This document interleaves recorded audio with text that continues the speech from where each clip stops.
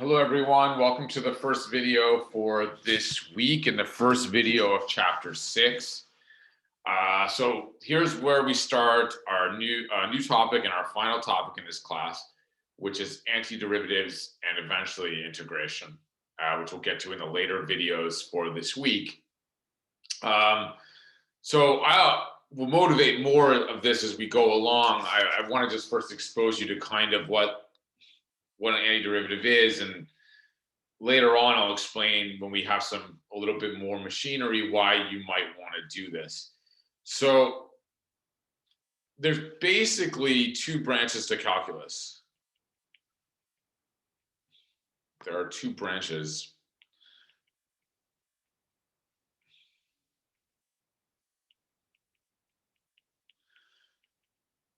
to the study of calculus.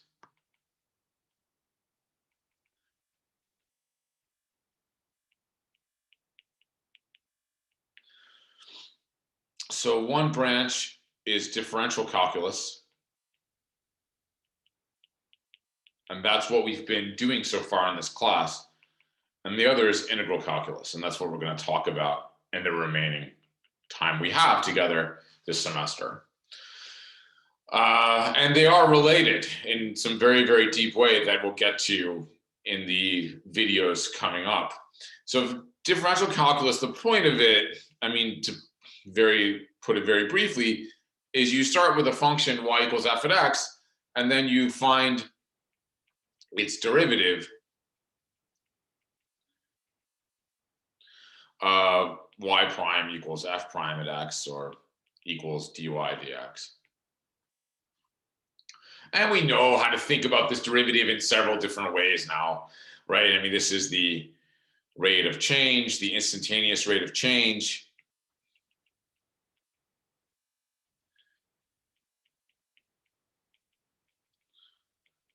Of the function f of f with respect to x, and it's also the slope of the tangent line at the graph, at the point x, etc. And we've used this in different applications to study revenue, revenue and maximize revenue, maximize profit, minimize costs. We've used this kind of this derivative in many different applications. Now, it's kind of an historical accident, but how the teaching of calculus was developed, we always talk about differential calculus first. It is conceptually a little easier, and it is actually computationally, maybe also more importantly, it is computationally easier than integral calculus. But historically, the branch of integral calculus was actually developed first, before differential calculus, by Newton. And I can explain why that came first in a little bit of time. But it's very tricky to kind of, from a teaching or pedagogical point of view, to start off with integral calculus and then try to develop differential calculus from that. So we say differential calculus first, and then we'll talk about integral calculus in the next several weeks. So in integral calculus, you kind of do the opposite to what you do for differential calculus. So you can start with a function, but instead of finding its derivative, we're going to be interested in finding its antiderivative. So we will seek to find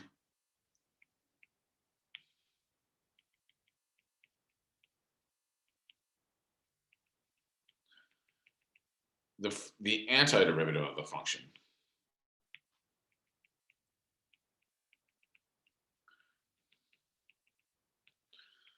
Of f at x. Now, what is the antiderivative? So let me go down to the next page here. Given a function f at x, it's an antiderivative of f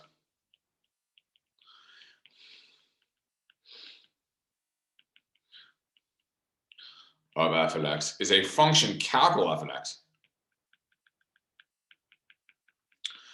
such that the derivative of capital F is little f.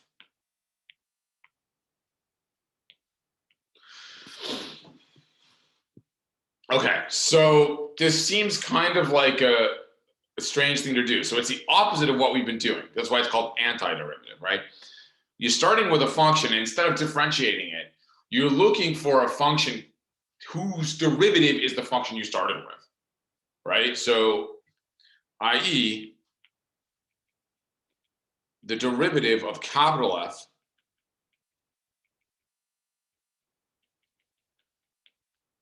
is the function f at x you started with.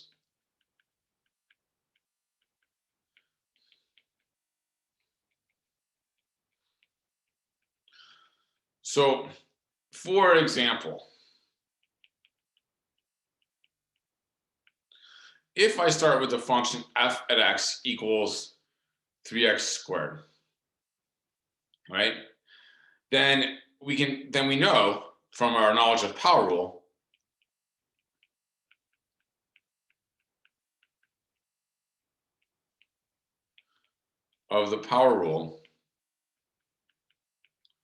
we know that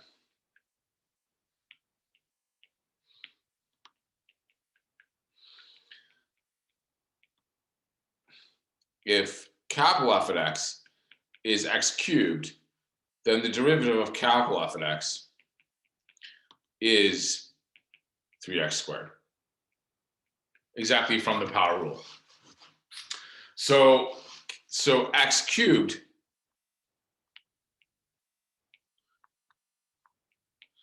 f at x equals capital F at x equals x cubed is an antiderivative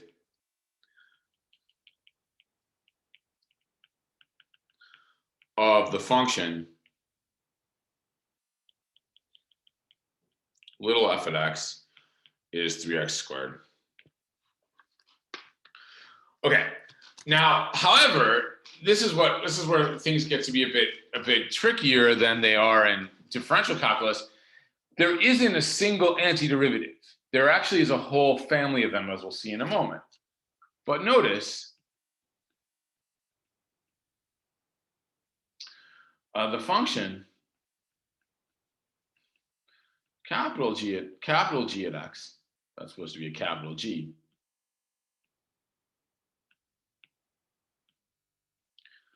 equals x cubed plus 1 is also an antiderivative of little f at x equals 3x squared. Because if we differentiate, if we look at the derivative of x cubed plus 1, right, that's the derivative of x cubed plus the derivative of 1, and the derivative of any constant function, right, is 0.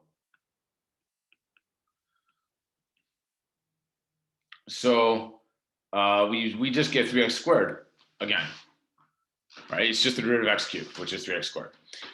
So in fact, you can just generalize this observation very, very easily.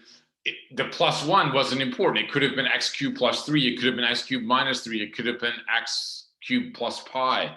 We can add any constant to x cubed and still get an antiderivative of the function little f 3x squared. So in fact, one talks about a family of antiderivatives or a general antiderivative of a function. So in fact,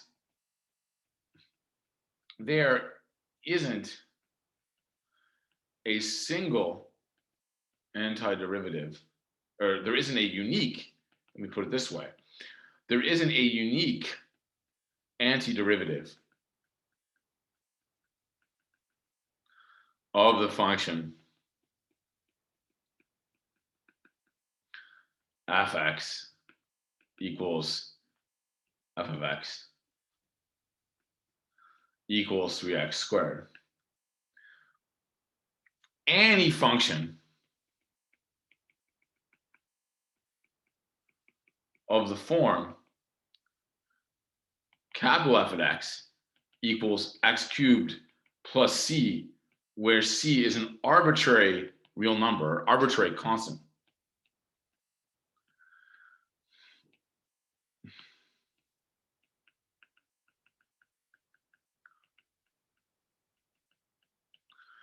is an antiderivative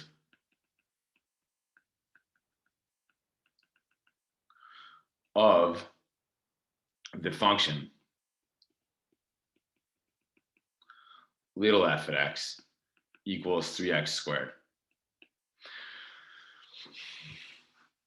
So we have an entire family of antiderivatives, or sometimes people call this the general antiderivative. There's unfortunately several names for this creature we'll have to deal with. So, and I guess the one that the book uses as the right away is the integral notation. So maybe I'll get to that. So let me explain the following. So fact. So suppose f at x is a function, and capital F at x is a particular choice of antiderivative. So you just pick one. Like in the example we were doing, like little f at x was 3x squared, and the capital F we chose first was x cubed, and then we saw we could add any constant. Then any function of the form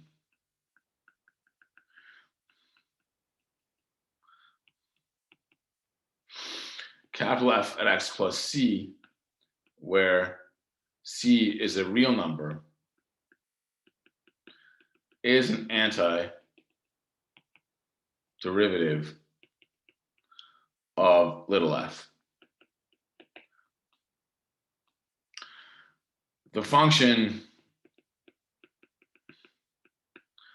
capital F at x plus c is called, and I'll hear all the different names, the general antiderivative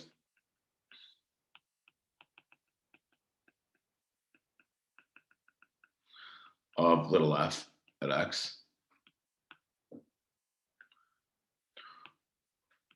or the indefinite integral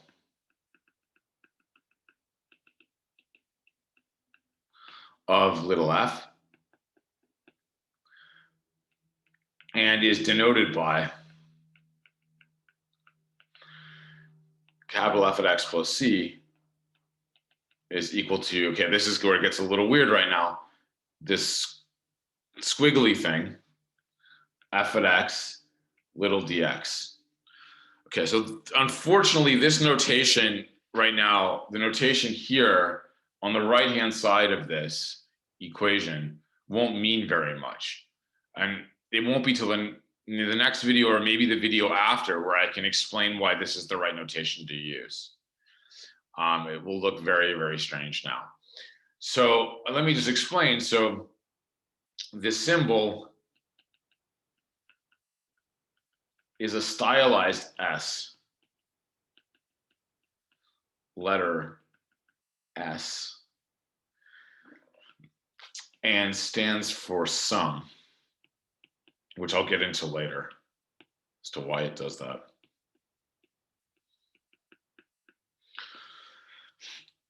But we will refer to it, but it is commonly referred to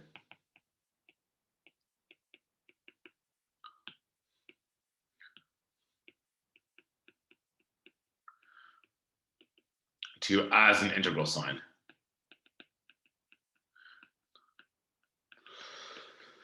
Okay, so finally, we talk about integral calculus. So this thing on the right-hand side, this general family of antiderivatives of this function little f, that's the indefinite integral. And it looks like this, you come up with this complicated notation like squiggly s, function dx.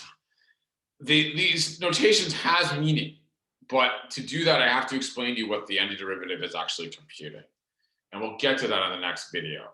First, I want to give you some experience about how you actually compute these creatures before getting into too much abstract mumbo jumbo.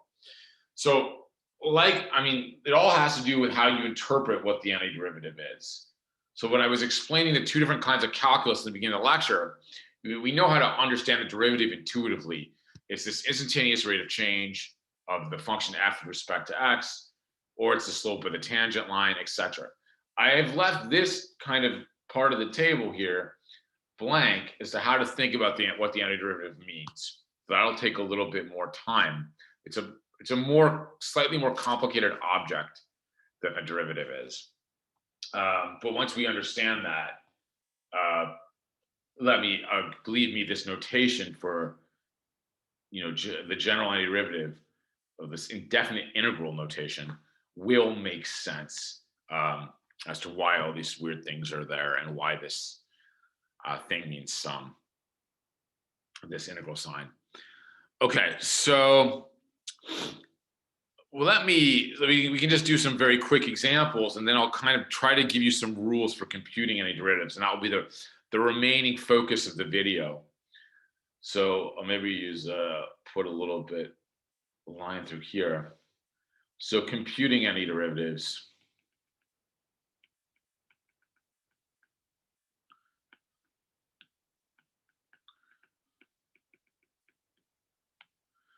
So just as an example that we did, so some very quick examples. That's going nuts.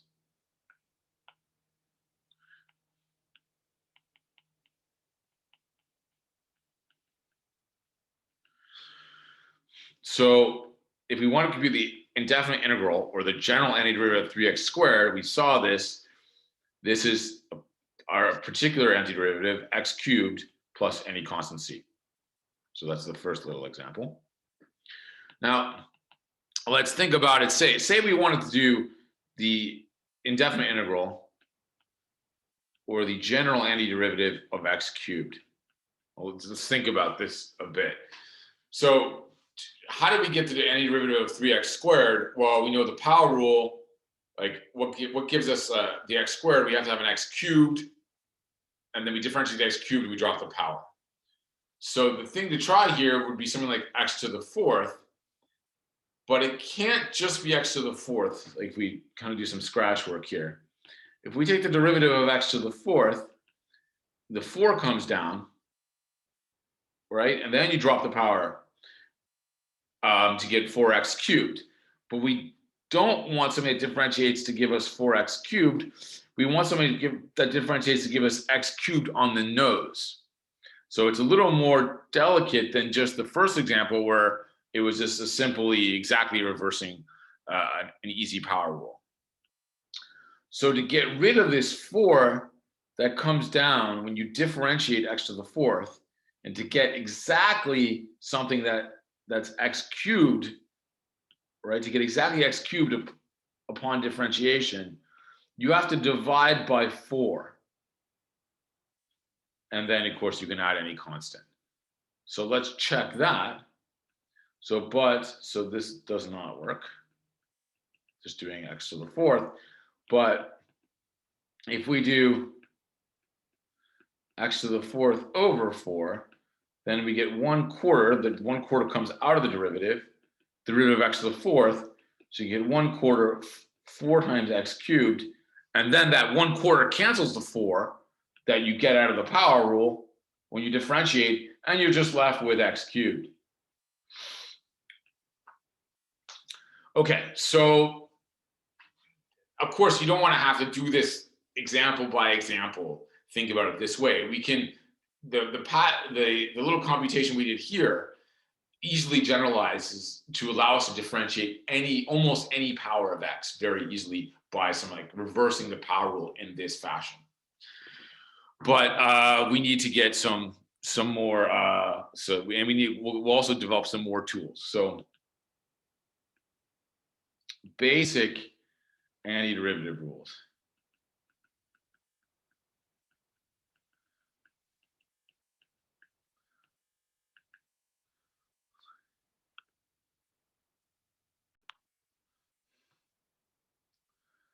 Okay, so let's talk. So in an ideal, like you want to, maybe intuitive to think of the derivative and derivative and antiderivatives being kind of opposite operations, and that is true. That is essentially true.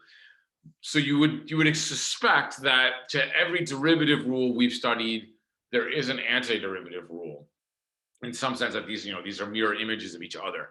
That part of the philosophy, in some sense, that part of the intuition doesn't work in general. But I would say to every basic derivative rule, there is a antiderivative rule, basic antiderivative rule. So that's what I want to go through now. And the hard stuff we won't have to worry about in this class. So in general, again, one of the reasons that integral calculus isn't taught first, that differential calculus is taught first, is that the computation of any derivatives beyond a certain basic level becomes very, very hard. Actually, there are examples where it's just frankly impossible to do it in any kind of way with an easy formula. Whereas with derivatives, we have all the rules, we have the chain rule, we have quotient rule, product rule, all this stuff. And that allows us to differentiate pretty much any function we can imagine. But with antiderivatives, reversing these rules is not so easy, except in some basic examples where we'll be lucky and we can make do in this class. But there are entire courses that just deal with the general situation of trying to find an antiderivative, and it gets harder and harder. So that's really the big reason I think that the differential calculus is taught first. Okay, so we have the power rule for differentiation, right? This is the one like perhaps our favorite rule. So this is the derivative of x to the n is n x to the n minus 1. So here I'll make a table. I'll have a derivative rule here. I'll have an antiderivative rule here.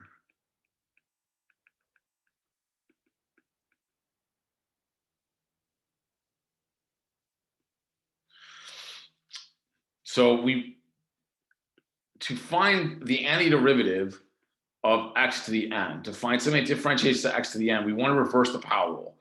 So you raise, right? So the power rule says you differentiate, you drop the power by 1.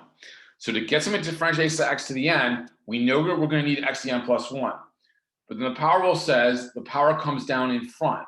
So to get exactly x to the n, like we have to divide by n plus 1 upon differentiation. So sorry, to get exactly x to the n upon differentiation, we have to divide x to the n plus 1 by n plus 1. Exactly like what we did here with trying to find the antiderivative of x cubed. We know we have to go up a power, right? Because the power rule says we differentiate, we have to drop the power. So to get x cubed, we have to go up to x to the 4th, but then we divide by 4 to cancel off the 4 that came down from the power rule. So to cancel in, so in general, to cancel off that n, right, you got to divide by n plus 1 when you raise the power. So cancel off the n plus 1, that'll come down. Okay, so that's probably the most important one, but you notice there's a problem, right? This will not work. The pen is giving me some grief here. This does not work for n equals minus 1. All right, because if n is equal to minus 1, you get division by 0. So that you want to avoid. We'll talk about that case in a moment. So the other basic rule we had the sum rule for differentiation, which was the derivative of f, different derivative rule. So the derivative of f of x plus g of x was the derivative of f plus the derivative of g. And so this goes over to a sum rule for antiderivatives or integrals.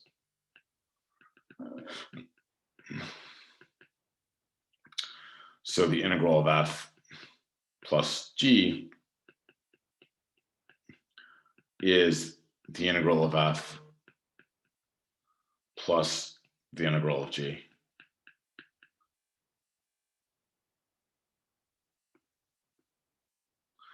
And we had a constant multiple rule.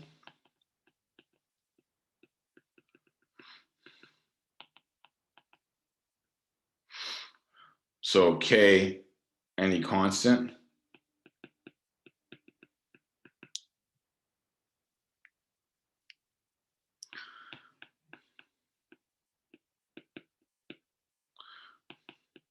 So the derivative of k times f of x is just k times the derivative of f. And so you get the same rule for integrals or for antiderivatives. The antiderivative of k times the function is k times the antiderivative.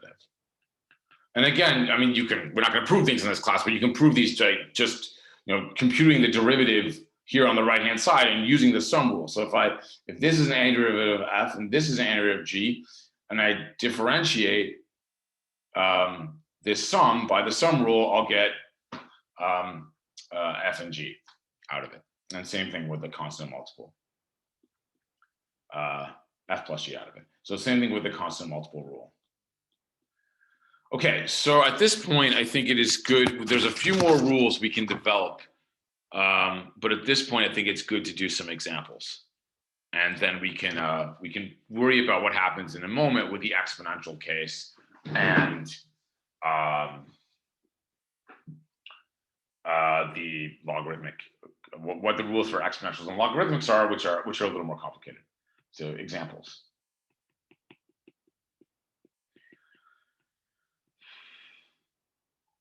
Okay.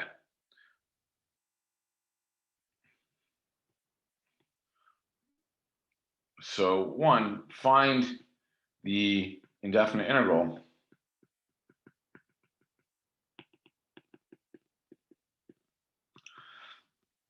of 3 times x to the 8 dx.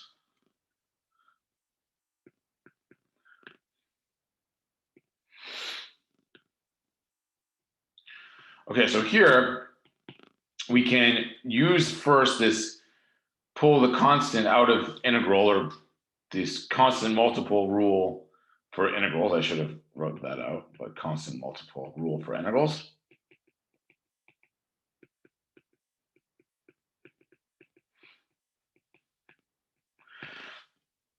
So we can pull the 3 out. So the antiderivative of 3 times x to the 8 is 3 times the antiderivative of x to the 8. And so that's 3. Now we can use the power rule thing. So let's raise up the power x to 9, but we have to divide by 9 to kill off the 9 that would come down when we differentiate plus c. So I'll just put in little parentheses here. So this is constant multiple. And this is power, reverse power rule. Reverse.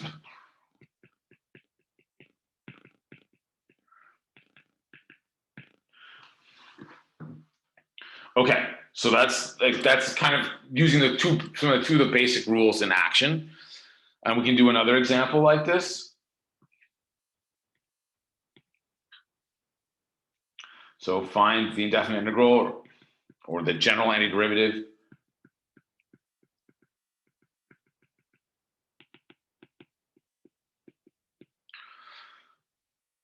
x over 3 dx. So this is, again, we can think of this, okay, x over 3, that's 1/3 times x, right? So by the constant multiple rule, right, the antiderivative of 1/3 times x is 1/3 times the antiderivative or the integral of x. And then we can reverse the power rule. So x is x to the 1. So we go up 1 power, so that's 2. Then you divide by 2, and then you add any constant. So that's reversing the power rule. So constant multiple again. Reverse power rule. Now we can simplify this a bit. I mean, we can multiply the 1/3 and the 1/2. We should do that. So we get x squared over 6 plus c.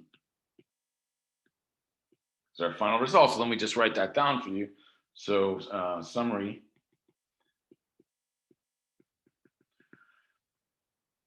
We get the integral of x over 3 dx is x squared over 6 plus c.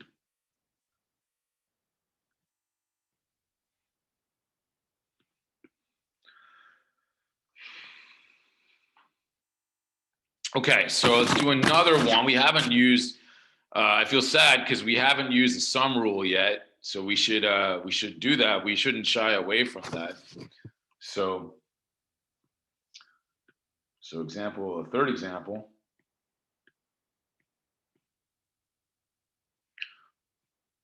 So let's find the indefinite integral or the general antiderivative of root x plus 1 over x cubed dx.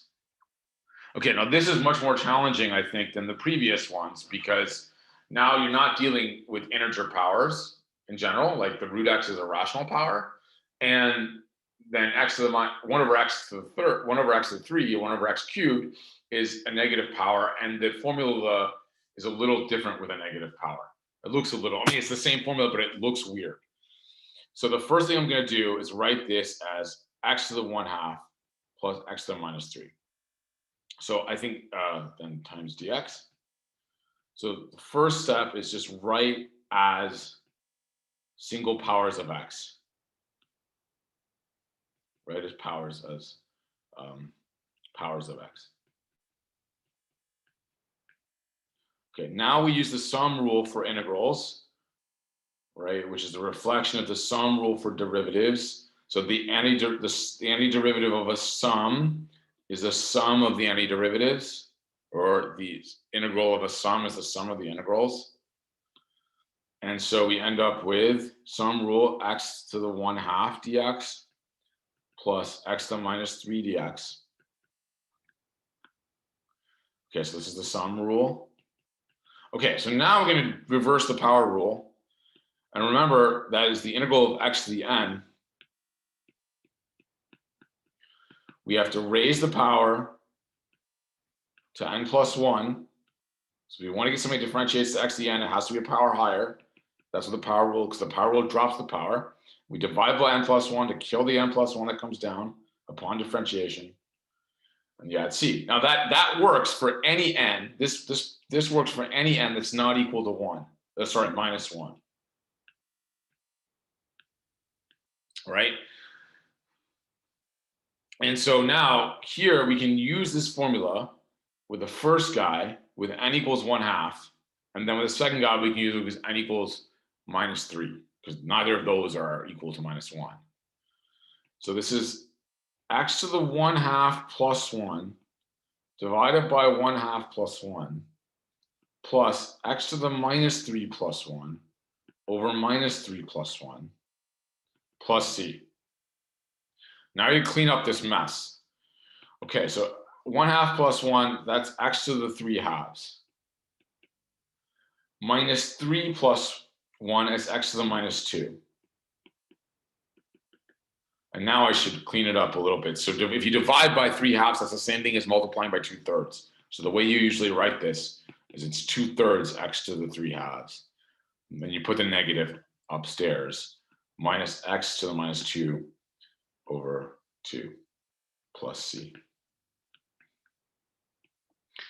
Now this looks a little weird. I mean, because with a negative number, if you raise a power, right, you get a smaller number in absolute value. So I think one of the most common mistakes is here that people say, oh, it's a minus 3, I have to raise the power, so I go to minus 4. No. Minus 4 is lower than minus 3. That's actually dropping the power. You have to add 1, go up. So you get minus 2. It looks smaller, but that is a bigger number. Minus 2 is greater than minus 3. So to avoid this mistake, until you get really, really used to this, I would do this step I wrote out here where I'm adding the plus 1 along the way. And then the part about the root that's annoying is that you have to add fractions. And then you get a fraction in the denominator and you get the answer, you have to invert it and multiply. So these are the things you need to be aware of. Okay, so again, this works for any n not equal to minus 1. When we get to the minus 1 case later. Okay, so let's do another example. And then I'll talk about what happens with the logarithm and the exponential in a moment. Okay, so example 4 this is. So let's find the indefinite integral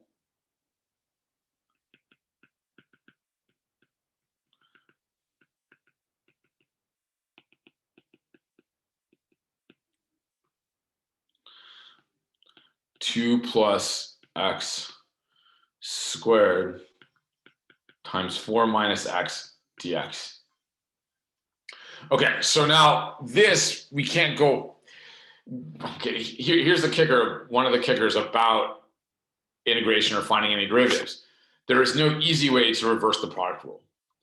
But we don't have to go that far here. We can actually simplify this and write it as a sum of powers of x by doing some algebra first before trying to do the integral or find the antiderivative. Okay, so first, write the function inside the integral sign.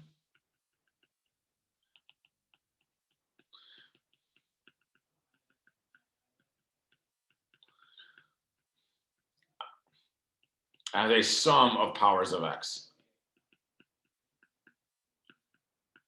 by multiplying out the expression.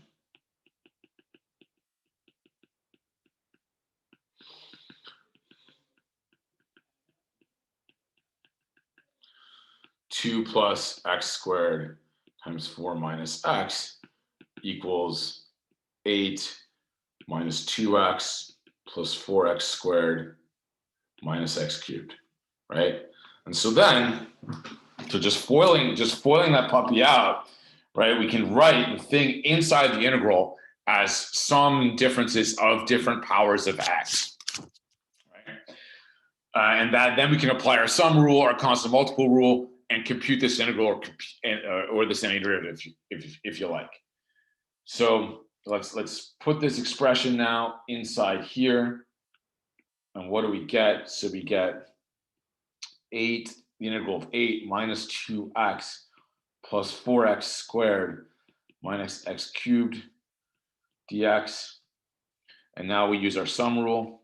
So this 8 dx minus, okay, I'll do it this way first, plus 2 minus 2x dx plus 4x squared dx plus the integral of minus x cubed dx.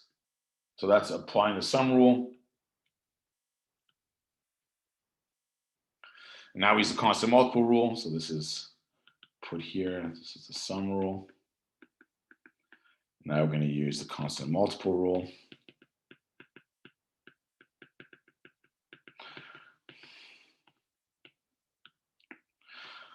So this is the integral of 8, the integral of 1 dx, minus 2, the integral of x dx, plus 4, the integral of x squared dx, minus the integral of x cubed dx. Okay, now we can use reverse the power rule.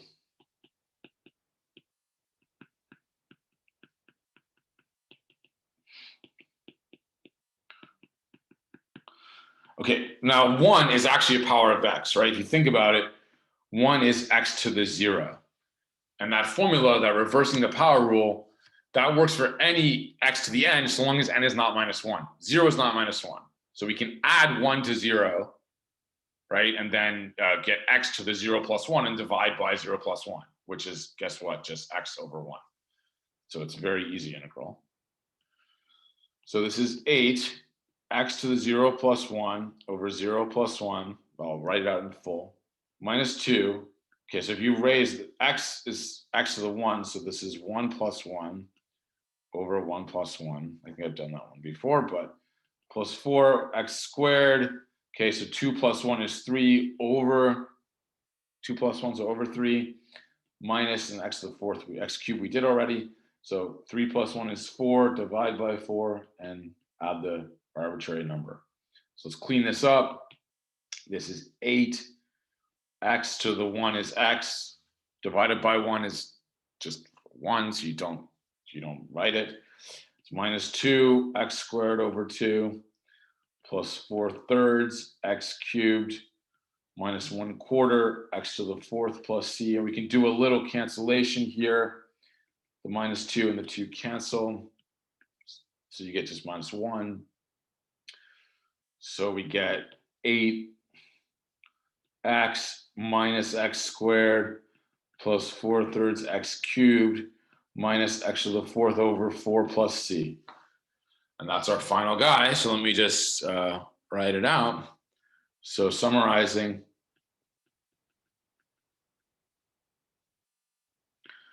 we have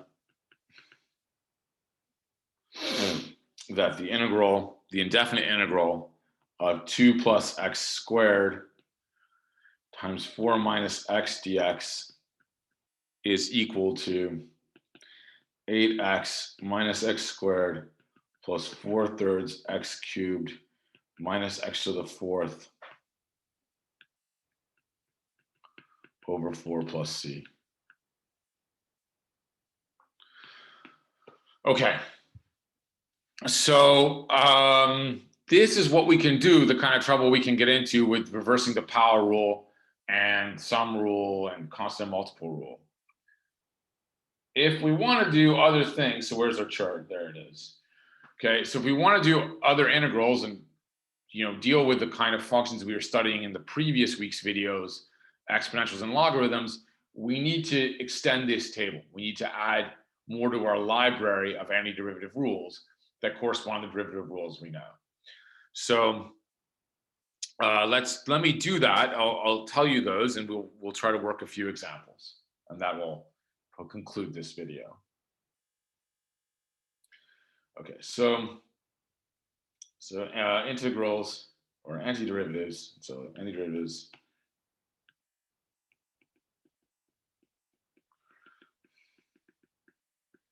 Indefinite integrals.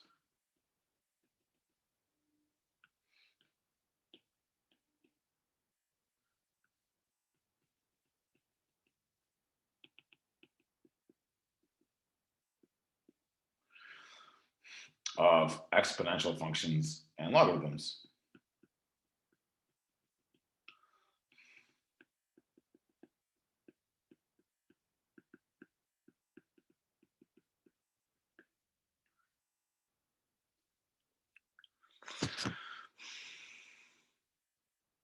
Okay, so again, we have derivative rules and antiderivative rules.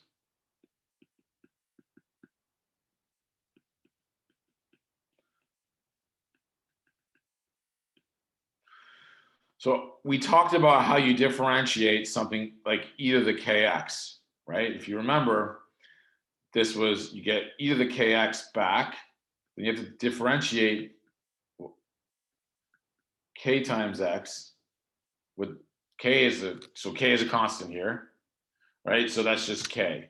So the derivative of e to the kx is k e to the kx.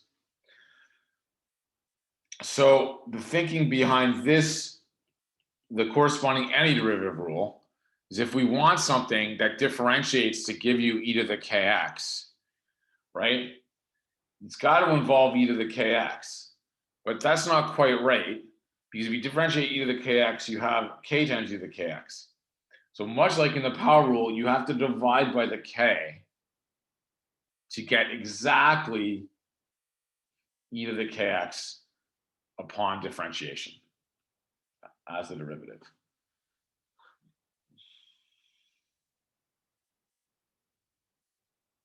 Okay, so again, this works a lot like reversing the power rule. If you differentiate e to the kx, you always get e to the kx back, and then you get derivative of kx, which is just k. So you get k e to the kx. So to get the antiderivative of e to the kx, something that differentiates to give you e to the kx, it's got to involve e to the kx.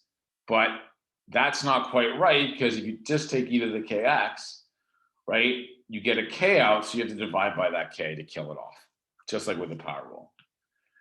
So the one that won't make sense is the logarithm rule. So, well, that won't make a lot of sense. So the logarithm rule, so logarithm. So the derivative of ln x is 1 over x. That's something that we played with a while back. So the antiderivative of 1 over x is not quite ln x, because 1 over x has a bigger domain than ln x. It's ln the absolute value of x. So ln x, we never really talked about this in a lot of detail because it's much more theoretical than what I want to do in this class. But the logarithm is only defined for positive numbers. You can only take the logarithm of a positive number. 1 over x that hyperbola is defined for all values of x except 0. So you want an antiderivative that's also defined at all values except 0. So it's actually the logarithm of the absolute value. So this is just a formula that unfortunately you kind of have to memorize at this point. I mean, it's not too far off from the derivative rule, but it's not quite the reverse of that. Whereas this is pretty much just exactly reversing this rule, as I explained. Okay, let's do some examples, and then we'll call it a video. Where's the example I have picked up for? Oh, here it is. Well, actually, we can get away with just doing one example right now. So we'll kill 2 birds with 1 stone.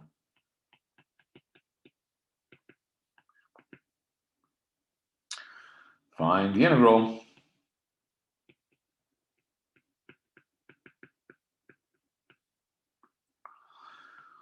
4 over x plus 6 e to the 2x dx. And again, I would start by writing things as simple exponentials and powers of x. So by writing the function in the integral,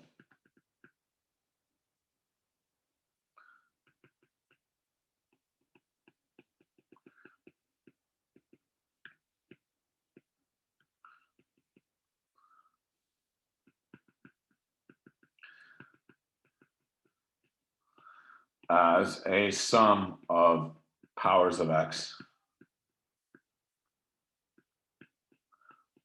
and exponentials, so we can apply our rules easily.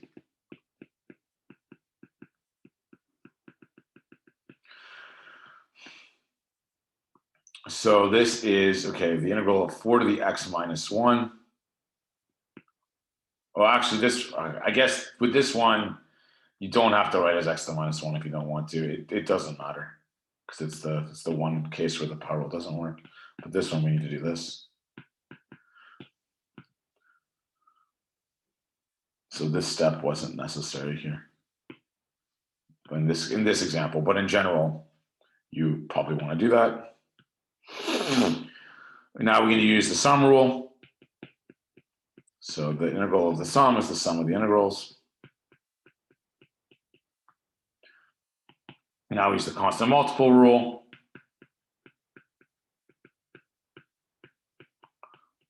And I'll stop writing this rule, because we've done this many times now. And now we're in a position where we can use the logarithmic and exponential antiderivative rules. So this is for the integral of 1 over x, right, is given here as the logarithm of the absolute value.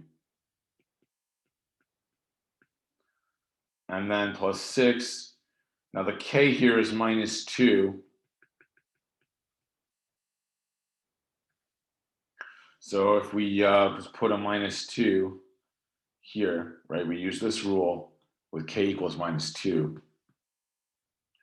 So you get e to the minus 2x over minus 2, and then we just put a plus c at the end, right, because it can always move by a constant. Always add a constant. So you get 4 ln absolute value of x. You simplify this. 6 divided by minus 2 is minus 3. So it's minus 3 e to the minus 2x plus c. So the summary, just to see it all at once, what do we find? So we found that the integral of 4 over x plus 6 over e to the 2x dx is 4 times the logarithm of the absolute value of x minus 3 e to the minus 2x plus c.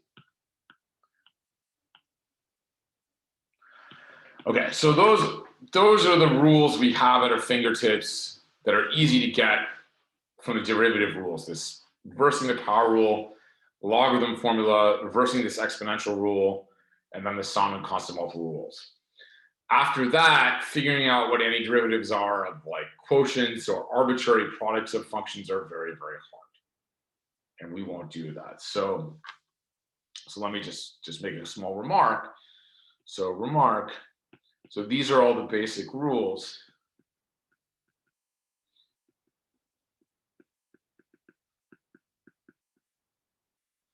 for antiderivatives.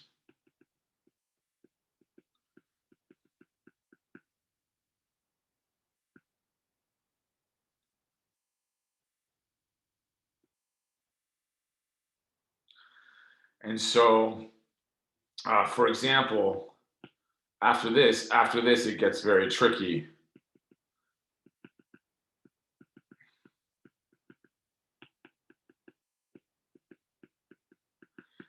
Like, for example, we can't use these rules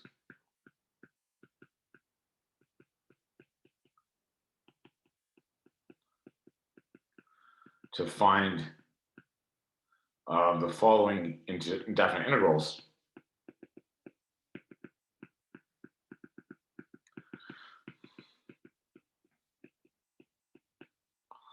So we can't find like x times e to the x, what the antiderivative of that is. So we can't combine like exponentials and powers of x and products and stuff like that. This requires somehow reversing the product rule, which is not very easy to do. And no one, this is kind of shocking to me. So, and no one knows an explicit formula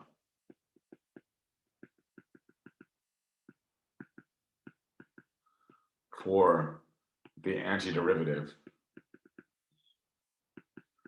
the general antiderivative.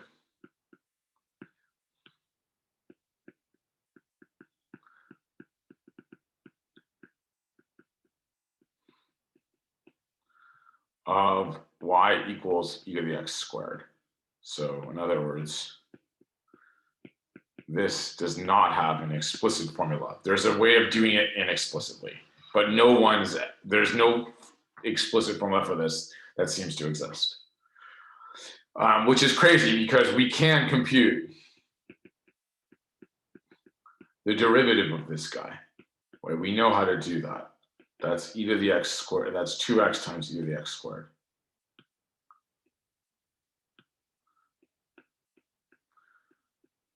Right?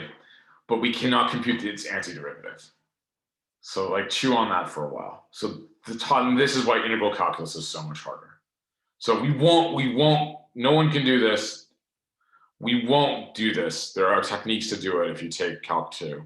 We won't get into that. So what I've presented here in this video are the basic kind of like toolkit we will use in this class for computing antiderivatives. And now in the next video, I'll explain to you why the heck you want to compute an antiderivative, what it actually means, why it's useful, and why this crazy notation comes into play, okay? This like, why we have this crazy integral notation, why they're called integrals. All right, thanks for tuning in. That's all for the first video.